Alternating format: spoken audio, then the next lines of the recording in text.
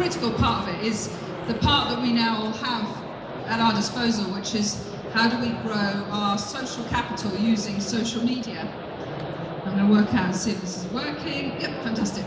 So the objective of this talk, come over this side, is to look at this shift towards an entrepreneurial mindset. And I think it's really critical in this country that we start to perform and act like entrepreneurs. And that leads me on to why you are the most important part of your business. And I put you in capitals because I don't think a lot of us spend enough time considering what our real core skills are and what value we bring to our business.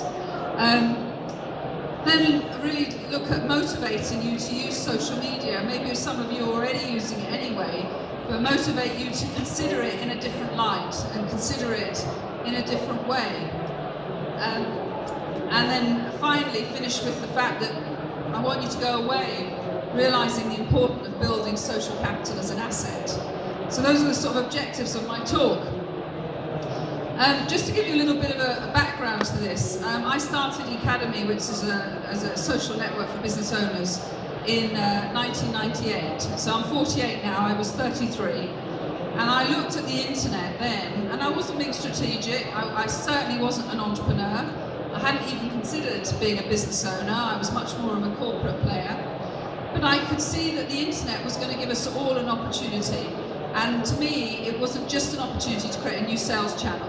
It was almost an idealistic view of it would be that it would be a new humanitarian channel where we could connect globally, share knowledge with one another, and ultimately I believe that if we could keep these networks transparent and open as possible, the good would rise to the top.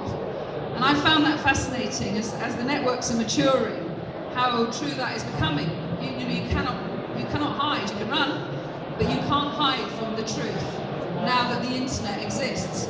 And those of us in the room that have good values and do good business and have ethics, that's fantastic news. And if I'm a business person like that, I want to surround myself by other people who have good values and good ethics, because the last thing I want to spend my time doing in any of my energy is watching my back. I want to constantly be feeling like I'm building around me a network of people and I'm watching their back, where I'm really supporting them, and vice versa. So what I did was, over those 14 years, through experience, learned a lot about the transition of a digital mindset.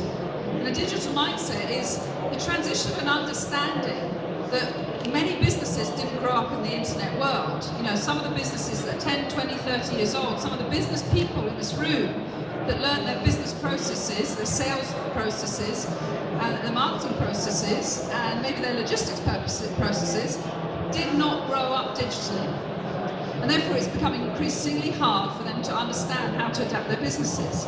So last year, supported by the government, the Department of Business Innovation and Skills, I brought to market a manifesto called Manifesto Digital Business Britain.